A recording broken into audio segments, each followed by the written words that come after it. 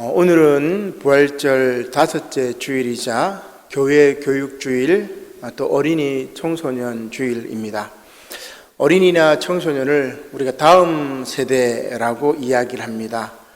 지금 이제 저출생 시대, 우리 지금 보면 이제 저출산 시대라고 이야기를 하는데, 저출산이라는 말은 이 출산의 문제를 여성에게 책임을 묻는 것이고, 저출생이라고 해야 제대로 된 말이라고 할 수 있습니다.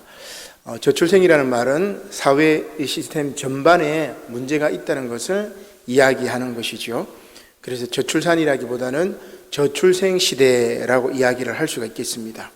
이러한 저출생 시대에 한국 사회는 물론 교회의 다음 세대가 위기라고 이야기를 합니다. 자, 그러나 오늘 복음서 말씀에서 예수님께서는 이런 다음 세대가 하나님 나라의 주인공이라고 말씀하고 있습니다. 왜냐하면 이들은 하나님의 나라를 순진하게 받아들이기 때문입니다. 이것은 지난주 말씀에 나왔던 욥도 마찬가지입니다.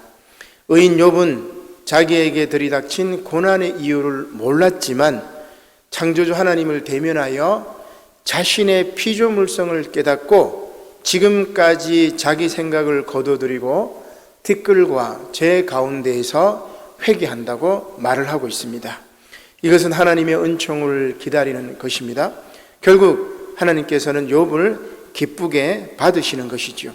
이런 사람을 오늘 사랑의 사도 요한은 하나님으로부터 난 자라고 이야기를 하고 있습니다. 그리고 오늘 이제 서신서 말씀을 보면 사랑의 사도 요한은 하나님으로부터 난 자는 예수께서 그리스도이심을 믿는 자라고 이야기를 하고 있습니다. 왜냐하면 하나님의 은총이 예수 그리스도로 계시되었기 때문입니다. 결국 예수님을 통한 하나님의 은혜를 순진하게 받아들이는 것이 참 생명의 본질, 참 사랑의 본질이라는 것입니다. 오늘은 복음서 말씀부터 보도록 하겠습니다. 화면을 한번 넘겨주시고 마가복음 10장 13절의 말씀입니다. 사람들이 예수께서 만져주심을 바라고 어린아이들을 데리고 오매 제자들이 꾸짖건을 예수께서 보시고 노하시어 이르시되 어린아이들이 내게 오는 것을 용납하고 금하지 말라. 하나님의 나라가 이런 자의 것이니라. 아멘. 이렇게 이야기를 하고 있습니다. 말씀의 배경은 이렇지요. 예수님께서 제자들과 함께 어떤 마을을 지나고 계실 때였습니다. 그 마을 사람들이 예수님의 만져주심을 바라고 어린 아이들을 데리고 나왔습니다. 옛날 이제 유대 풍습에 따르면은 귀한 아주 지혜로운 랍비가 있으면 그 랍비가 어린아이의 머리에 안수하고 축복 기도해 주는 것을 굉장히 이제 좋아했었습니다. 그래서 아마도 사람들이 예수님께서 오늘 이 그림과 같이 어린아이를 축복해 주기를 바라고 데리고 왔던 것입니다. 그런데 오늘 예수님의 제자들이 어린아이들을 데리고 온 이 마을 사람들을 꾸짖습니다. 왜 그랬을까? 아마도 제자들은 예수님께서 어린아이들에게 복을 빌어주는 것보다는 하셔야 할 더 중요한 일이 있다고 생각한 것입니다. 아마도 그 일은 눈앞에 나타나는 예수님의 사역, 곧 이적 사역인 듯 싶습니다. 소경이 눈을 뜨고 문둥병자가 깨끗하게 되고, 나병 환자죠. 나병 환자가 깨끗하게 되고, 귀신 들린 자가 나음을 받고, 죽은 자가 다시 살아나는 예수님의 놀라운 사역, 이게 바로 눈에 보이니까 이게 중요한 거죠. 제자들은 이렇게 눈에 보이는 놀라운 일에만 관심이 있었습니다. 사실 이런 일들은 즉시 사람들에게 효과를 발휘하죠. 그러나 어린아이들을 축복하는 것은 바로 효과가 드러나는 일이 아닙니다.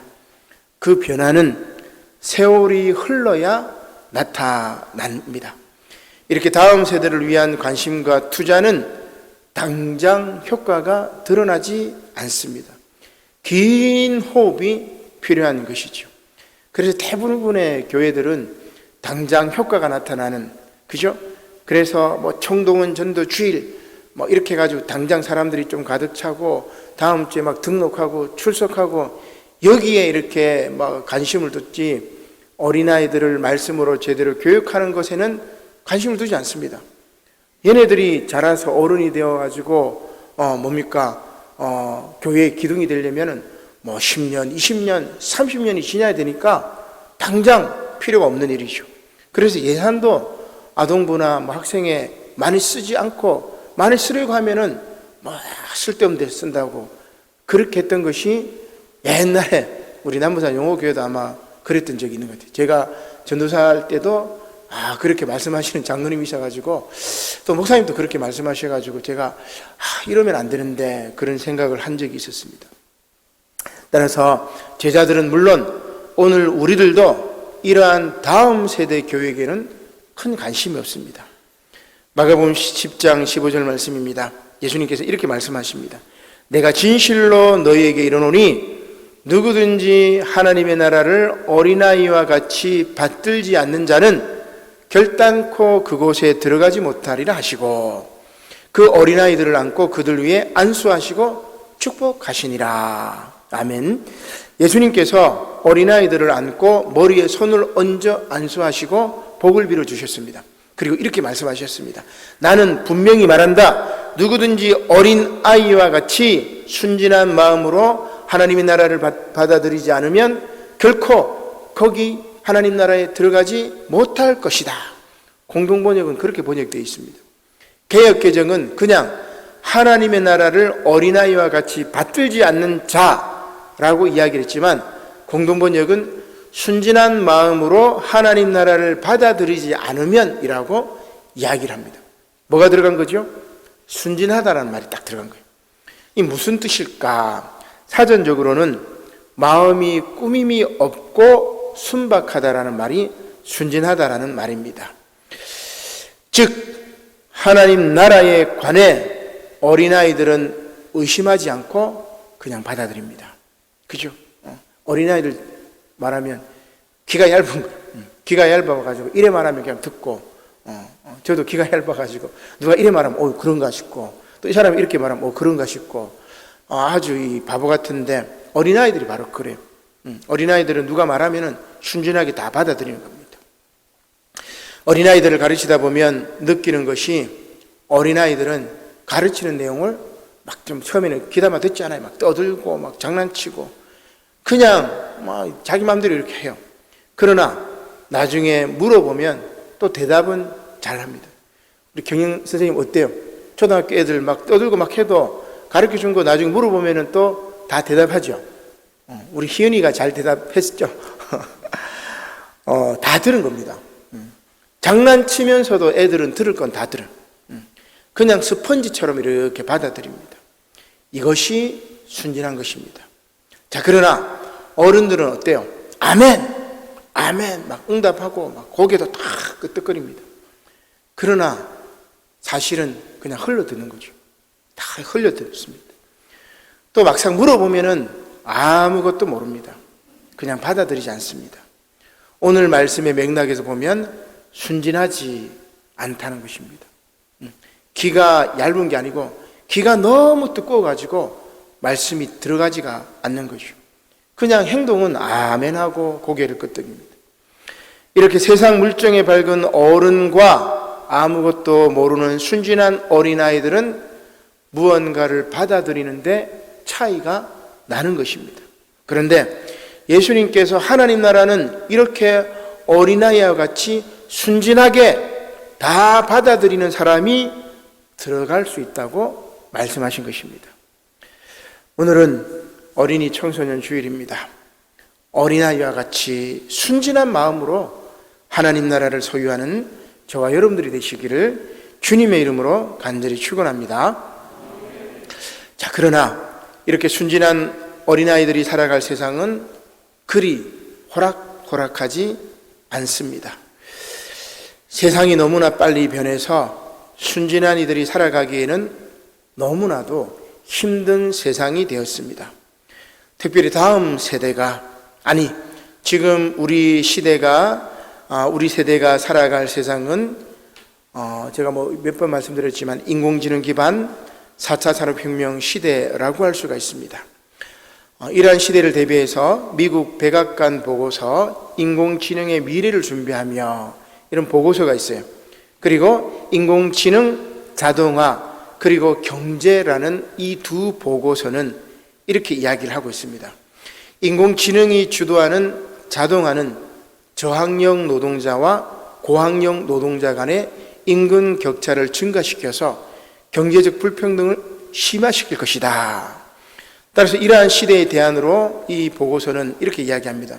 첫째, 수학과 과학 교육을 강화해야 하고 디지털 리터러시, 디지털 문해력이라고 하는데 이해력이죠. 이것을 높여야 한다. 둘째, 모든 미국인이 고등교육에 접근할 수 있게 해야 한다. 곧 장학금 혜택을 높여야 한다. 이런 이야기입니다. 세 번째, 직업을 잃은 노동자들의 재교육과 재취업을 도와야 한다.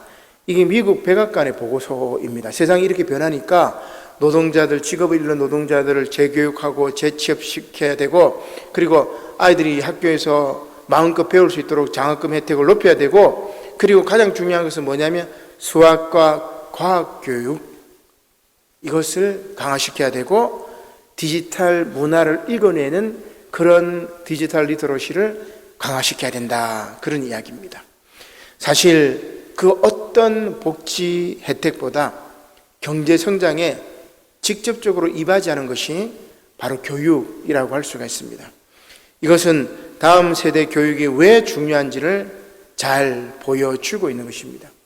자, 그렇다면 어떤 교육이 중요할까? 일제시대 때 일본 사람들이 우리 조선을 지배하면서 이런 이야기를 합니다.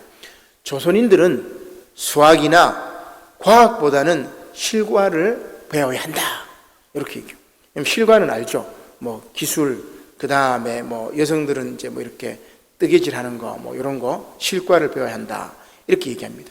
가령 미분, 적분보다는 농사나 목공이나 요리를 배워야 된다. 조선 사람들은 그렇게 하고 그렇게 가르쳤습니다. 반면에 일본인들에게는 뭐를 가르쳤느냐? 아주 긴 교육 과정으로 수학과 과학에 대해 충분히 이렇게 강조를 합니다. 실용성보다는 사유와 논리의 발달에 초점을 맞춘 것입니다. 우리 이재호 성도님이 이제 오늘 안 오셨지만 이분이 이 서울대 수학과 출신입니다. 아주 수학을 지지난번에 뭐 미분적분 이야기를 해가지고 우리 아이들 이제 수학을 좀 가르쳐 주고 싶다 그렇게 얘기를 했는데 저도 이제 미분적분 수포자라서 몰랐지만은 이 미분적분이 그냥 이 수학이 아니고 모든 이 사회 현상, 물리 현상에 다 연결이 되는 것을 이제 알게 되었습니다. 이런 내비게이션에도 필요하고, 뭐 우주공항, 뭐 로켓을 만드는 데 필요하고, 그죠? 다 필요한 거예요. 근데 그 수학 포기자들이 무슨 기술을, 사회 기술 강국을 만들겠습니까? 그래서 일본 사람들은 수학과 과학에 대한 기초 지식을 탄탄하게 막 3년, 5년, 뭐 10년이고, 그렇게 가르치고, 그리고 조선 사람들은 야 너희들은 농사하는 거, 그 다음에 실과, 그 다음에 기술, 목공 뭐 이런 거만 해. 이렇게 가르쳤던 것입니다. 사유와 논리의 발달에 초점을 맞춘 그런 교육은 일본 사람들에게 시키고 아주 실용적인 것, 이것은 조선 사람들에게만 교육을 시켰던 겁니다. 뒤처지는 거죠. 최근 교육과정을 실용적으로 바꿔야 한다는 일제의 잔재들이 여전히 존재하는 일들이 벌어졌습니다. 정부가 우리 수출 경제의 근간인 반도체 산업의 질적 성장을 위해서 내년부터 주요 대학에 첨단 반도체 학과를 신설하며 인재를 육성하겠다고 발벗고 나섰습니다. 좋은 일이긴 합니다. 인공지능과 4차 산업혁명의 핵심이 반도체이기 때문에 아주 중요하죠. 그래서 지금 대만의 이 반도체 기업하고 삼성, 또 이제 뭐 대만 쪽의 이 반도체 문제 때문에 중국과 미국이 전쟁이 일어날지도 모르는 아주 심각합니다. 우리 반도체를 또 미국에서 계속 규제를 해가지고 우리를 힘들게 하고 있고 아주 이 반도체 교육이 너무나 중요하죠. 장기적인 경쟁력을 키우기 위해서 반도체 시설 투자뿐만이 아니라 전문 인력 양성은 중요한 교육이라고 할 수 있습니다. 그러나 지금 반도체는 제가 이렇게 가만히 생각해 보니까 일제강점기에 농사나 목공 그리고 요리에 해당이 된다라고 생각이 듭니다. 왜냐하면 실용적 교육의 대상이기 때문에 그렇습니다. 그렇다면 일본이 자국민을 가르치려고 했던 사유와 논리, 곧 수학과 과학은 무엇인가? 바로 인문학과 기초수학, 기초과학이라고 할 수 있습니다. 이러한 제대로 된 터전 위에 제대로 된 실용 교육이 서게 되는 것이죠. 자, 그런데 인문학의 기초인 문학, 역사, 철학 교육을 등한시하고 기초 수학과 과학은 무시합니다. 여러분. 철학과가 여러분 사라졌죠. 어떻게 보면 문학과도 뭐 이제 국문학과, 뭐 영문학과 몇몇 괜찮은 뭐 문학 계열은 있고 나머지는 뭐 프랑스 지역학과, 뭐 독일 지역학과 뭐 이런 식으로 동문학과, 불문학과, 러시아 문학 이런 거 다 사라집니다. 그죠? 역사도 여러분 뭐 사학과 전통들이 있었는데 거의 사라지고 중고등학교에서 역사, 한국사 또 제대로 많이 배우지는 못하죠. 이렇게 되면 사유와 논리를 제대로 훈련할 수가 없습니다. 수학 교육도 마찬가지.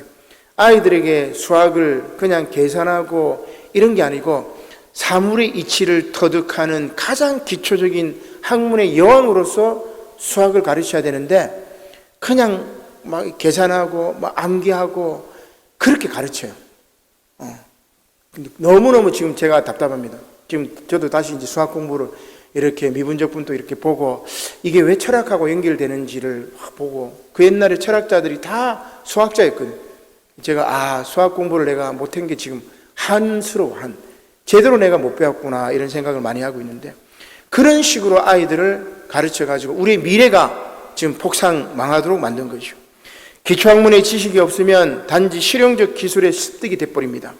긴 안목에서 무용지물이 되는 거죠. 따라서 학문의 기본인 인문학 교육과 기초수학, 과학을 긴 시간 동안 그리고 비실용적이라도 가르치고 배워야 우리 사회는 물론 다음 세대에 희망이 있습니다. 제가 아마 한 5, 6년 전에도 그런 이야기 했던 것 같아요. 서울대학에 들어갔던 공부 잘하는 아이들 들어가서 정말 이렇게 긴 호흡을 가지고 있는 인문학적인 사유나 수학적인 기초적인 것들을 이렇게 물어보면은 생각을 못해. 그냥 외워가지고 시험은 잘 쳤지 얘네들이 사유의 깊이가 떨어지기 때문에 나중에 취업을 해서도 다양한 생각을 했던 아이들하고 뒤처져 버려요. 그죠? 앞서 제가 이제 일본 이야기를 했기 때문에 일본의 대표적인 지식인인 우치다 다츠루라는 이 사람이 있습니다. 이 사람의 책 가운데 스승은 있다라는 책인데 2012년도에 나온 책입니다. 이 우치다 선생은 거리의 사상가라고 불리는 그러한 일본의 유명한 사상가입니다. 이 책에서 우치다는 한국의 교육에 관해서 이렇게 조언합니다. 시장에서 쇼핑하듯 교육하는 한국에서도 곧 학력 저하 등 교육 붕괴가 일어날 것입니다. 10년 전에 그 얘기를 했어요. 그 전에 진짜 배움을 위한 스승을 찾아야 됩니다. 그래서 책 제목이 스승은 있다입니다. 12여 년 전에 나온 책인데 지금 우리의 상황을 잘 지적한 것 같습니다. 학원을 돌며 과외를 받고 단순히 암기하고 점수 잘 받기 위한 공부로 비록 성적은 좋아지겠지만 사유의 깊이 없이는 결국은 학력은 저하되고 또 진정한 가르침을 베푸는 스승도 없고 제자도 없는 그런 세상이 될 것입니다. 결국 교육을 시장에 맡겨버린 교육의 시장화, 곧 교육이 물건을 사는 쇼핑이 되었기 때문에 이제 돈을 주고 거래하는 실용적인 물건이 되었기 때문에 사유의 깊이에 대한 이야기, 진리를 탐구하는 그런 것들은 다 사라져버린 거예요. 쓸데없는, 쓸모없는, 돈이 안 되는 그런 교육이 되어버린 거예요. 교육도 마찬가지잖아요, 여러분. 그렇죠? 교육이야말로 가장 쓸데없는 교육입니다. 세상적인 관점에서 보면. 돈이 되나 뭐가 되나 시간 뺏기지. 주일날 시간 뺏기지. 그죠? 사랑하라고 하지. 봉사하라고 하지. 이 세상의 가치로 봤을 때 교회 교육은 아무짝에도 쓸모없는 그런 교육입니다. 우찌다 교수는 이전에 하류지향이라는 책에서 구조적으로 약자를 양산하는 사회에서 공부와 노동으로부터 도피하는 젊은 세대의 출현을, 일본의 젊은 세대의 출현을 예고를 합니다. 일본 변방론이라는 책에서 일본은 중심이 되고자 하는 변방이라고 주장한 바가 있습니다. 중심이 되고자 하지만 교육 시스템이 시장화되어서 구조적으로 약자를 양산하며 변방에 머물 수밖에 없다고 일본 교육, 이 시스템을 비판하고 있는 겁니다. 따라서 교육의 시장화를 걱정하면서 우치다 교수가 이렇게 이야기합니다. 일본에서는 이미 교육의 시장화로 교육이 붕괴되고 있다. 학교는 교육 상품을 판매하는 시장이고 공부를 하기 위해 들이는 노력은 화폐로, 화폐를 들여 사는 교육 상품의 가치는 고액 연봉, 연료대 입학 등의 목적을 이룰 수 있느냐에 따라 평가된다. 그렇게 이야기합니다. 지금 우리 사회와 똑같습니다. 공부는 돈으로 하는 것이지 좋은 스승과 진리 탐구의 열정을 가진 제자가 만나서 인격적인 교류가 이루어지는 것이 아니죠. 기가 막힙니다. 이렇게 우리는 일본의 전철을 지금 밟아 나아가고 있는 것입니다. 따라서 입시만을 위한 교육 상품과 출세를 위한 시험 잘치기 공부 기술만을 가르치는 교육자가 판을 칩니다. 결국 출세와 성공이라는 세상의 목적이 뚜렷하지 않는 진리 탐구라는 그런 교회 교육, 그런 교회 상품, 교육 상품, 인생의 참다운 의미를 가르치는 교육자에 대해서는 등을 돌려버리는 거죠. 그렇죠? 결국 교육의 황폐화가 이루어지는 것입니다. 계속 비관적인 이야기를 했지만 우치다 교수가 이런 대안을 이야기합니다.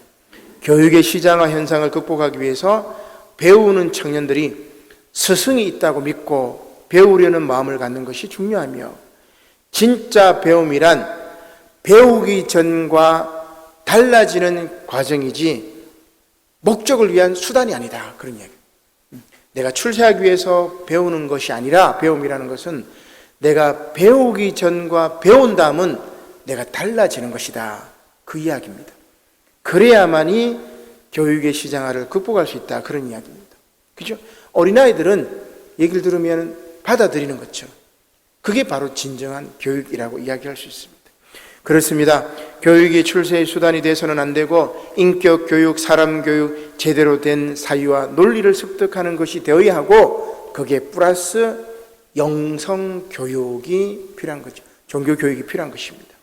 앞서 어린아이들은 순진하여 하나님 나라가 그들의 것이라고 말씀드렸습니다. 순진한 아이들은 배움을 목적을 위한 수단으로 생각하지 않습니다. 부모들이 그렇게 생각하고 아이들을 가르치는 거죠. 배워서 그 배움대로 그냥 달라져야 하는데 교육이 목적이 되어버린 것입니다. 오늘 구약 본문의 욥도 마찬가지입니다. 창조주 하나님을 만나자 욥은 피조물로서 인간 존재의 존재론적인 비극을 인정하고, 우리 로마서에 나오는 말씀처럼 토기장이를 인정하듯이 욥은 자기 생각을 거둬들이고 하나님의 주권을 어떻게 순진하게 받아들입니다. 바로 이게 욥의 위대한 점이죠. 욥기 42장 1절 말씀입니다. 욥이 여호와께 대답하여 이르되 주께서는 못하실 일이 없사오며 무슨 계획이든지 못 이루실 것이 없는 줄 아오니 무지한 말로 이치를 가리는 자가 누구이니까? 나는 깨닫지 못한 일을 말하였고 스스로 알 수도 없고 헤아리기도 어려운 일을 말하였나이다. 내가 말하겠사오니 주는 들으시고 내가 주께 묻겠사오니 주여 내게 알게 하옵소서. 내가 주께 대하여 귀로 듣기만 하였사오나 이제는 눈으로 주를 배움나이다. 그러므로 내가 스스로 거두어 드리고 티끌과 제 가운데서 회개하나이다. 아멘. 그렇게 고백합니다. 앞서 의인 욥은 자기에게 들이닥친 고난의 이유를 몰랐지만 창조주 하나님을 대면하면서 자신의 피조물성을 깨닫고 지금까지 자기 생각을 거둬들이고 티끌과 재 가운데서 회개한다는 것입니다. 이것이 이제 지난주 말씀의 맥락에서 하나님의 은총을 기다리는 거죠. 그죠? 죄인인 우리는 그 수평선을 다가갈 수 없기 때문에 그죠? 거기서 좌절하지만 그 좌절은 오히려 하나님의 은총을 기다리는 것으로 변해야 된다고 말씀드리지 않았습니까? 바로 그렇게 이야기를 할 수가 있습니다. 그래서 욥은 순진함을 회복합니다. 그리고 결국 하나님은 그 순진한 욥을 기쁘게 쫙 받아들이시는 거죠. 자, 그런데 다음에 이어지는 말씀이 조금 이해하기 어렵습니다. 욥기 42장 7절입니다. 여호와께서 욥에게 이 말씀을 하신 후에 여호와께서 대만 사람 엘리바스에게 이르시되 내가 너와 내 두 친구에게 노하나니, 욥의 세 친구에게 노한다는 말입니다. 이는 너희가 나를 가리켜 말하는 것이 내 종 욥의 말같이 옳지 못함이니라. 그런즉 너희는 수소 7과 주양 7을 가지고 내 종 욥에게 가서 너희를 위하여 번제를 드리라. 그렇게 말씀하시오. 하나님은 욥의 세 친구에게 우매하고 정당하지 못한 말로 친구인 욥에게 한 말에 관해서 욥을 중재자로 하는 번제를 요구하고 있는 것입니다. 사실 엘리바스는 자신의 주관적인 영적 체험에 근거해 가지고 욥의 고난에 관해서 욥을 정죄를 했습니다. 빌닷은 전통적인 견해로, 대대로 내려오는 견해로 욥을 정죄를 했습니다. 또한 소발은 자기 나름의 개인적인 확신으로 하나님의 뜻을 왜곡하고 욥의 고난에 관해서 욥이 잘못했다고 정죄를 했던 거예요. 그들은 자신이 믿는 하나님의 상을 가지고 욥을 정죄를 했는데 하나님께서 뭐라고 하시면, 너희들이 알고 있는 그 하나님은 잘못 알고 있는 거야. 너희들이 잘못 알고 욥을 정죄를 했으니까 욥에게 사과해라. 그런 이야기입니다. 결국 이들의 잘못에 대한 책임과 대가가 필요한 것입니다. 욥기 42장 8절 하반절입니다. 내 종 욥이 너희를 위하여 기도할 것인즉 내가 그를 기쁘게 받으리니 너희가 우매한 만큼 너희에게 갚지 아니하리라. 이는 너희가 나를 가리켜 말한 것이 내 종 욥의 말같이 옳지 못함이라. 이에 대만 사람 엘리바스와 수아 사람 빌닷과 나아마 사람 소발이 가서 여호와께서 자기들에게 명령하신 대로 행하니라. 여호와께서 욥을 기쁘게 받으셨더라. 그렇게 끝이 납니다. 욥은 친구들이 자신에게 한 말을 용서하고 그들에게 하나님의 용서를 빌어준 겁니다. 번제를 드렸던 겁니다. 그래서 하나님께서는 욥의 이러한 중보, 기도, 번제를 기쁘게 받으신 것입니다. 특별히 이제 오늘 본문 말씀 이렇게 자세히 보면 하나님께서 욥을 내 종이라고 4번이나 그렇게 이야기합니다. 세상의 종이 아니라 하나님의 종, 내 종이라는 것이죠. 이것이 바로 하나님께로부터 난 자입니다. 이런 사람들이 바로 세상을 이기는 거죠. 사도 요한이 바로 그렇게 이야기를 합니다. 오늘 서신서 말씀에서 사랑의 사도 요한은 하나님께로부터 난 자를 예수께서 그리스도이심을 믿는 자로 이해합니다. 예수님께서 구세주이시고 예수님께서 창조주 하나님이시고 그 창조주 하나님 앞에서 나는 내가 주장할 것이 아무것도 없다. 그런 말씀이죠. 우리 이제 다음 주에 나오는 말씀, 제가 다음 주 설교도 이제 오늘 말씀하고도 연결이 되는데 수로보니게 여인에 대한 말씀이 마가복음 7장에 나옵니다. 그 마가복음 7장에 나오는 수로보니게 여인도 예수님을 창조주 하나님으로 인정하고 자기 자존심을 다 비워버려서 마침내 그의 딸이 고침을 받는 놀라운 사건이 일어나는 것이죠. 사랑의 사도답게 요한은 하나님을 사랑하고 말씀을 순종하는 것, 예수께서 그리스도이심을 믿는 것, 이것을 통해서 이 험난한 세상을 이겨나갈 수 있다고 말을 하고 있는 것입니다. 요한일서 5장 1절의 말씀입니다. 예수께서 그리스도이심을 믿는 자마다 하나님께로부터 난 자니 또한 낳으신 이를 사랑하는 자마다 그에게서 난 자를 사랑하느니라. 우리가 하나님을 사랑하고 그의 계명을 지킬 때에 이로써 우리가 하나님의 자녀를 사랑하는 줄을 아느니라. 하나님을 사랑하는 것은 이것이니 우리가 그의 계명들을 지키는 것이라. 그의 계명들은 무거운 것이 아니로다. 모를 하나님께로부터 난 자마다 세상을 이기느니라. 세상을 이기는 승리는 이것이니 우리의 믿음이니라. 아멘. 사랑하는 성도 여러분, 이렇게 예수님께서 그리스도이심을 믿고 창조주 하나님이신 것을 믿고 예수님을 사랑하고, 그리고 그 하나님의 계명인 서로 사랑하라는 말씀을 지켜서 다음 세대를 제대로 교육하고 세워나가시는 저와 여러분들이 되시기를 주님의 이름으로 간절히 축원합니다. 아멘. 기도드리겠습니다. 고마우신 하나님, 감사를 드립니다. 오늘은 교회 교육주일이자 어린이 청소년 주일입니다. 예수님께서 어린아이와 같이 순진한 마음으로 하나님을 받아들이지 아니하면 결단코 하나님 나라에 들어갈 수 없다고 말씀하셨사오니, 아버지 하나님, 욥과 같이 순진하게 창조주 하나님을 받아들이고 그 창조주 하나님의 은총을 기다리는 토기와 같은 마음을 저희들에게 허락하여 주시옵소서. 그리하여 하나님께로부터 난 자, 예수께서 그리스도이심을 믿는 자, 그리하여 예수 그리스도의 십자가 사랑을 본받아 서로 사랑하라는 그 사랑을 실천하여 우리 미래의 세대인 아이들, 다음 세대인 이 아이들에게 사랑으로 교육의 본질을 제대로 가르칠 수 있도록 은혜를 허락하여 주시옵소서. 지혜를 허락하여 주시옵소서. 감사를 드리며 예수님 이름으로 기도드립니다. 아멘.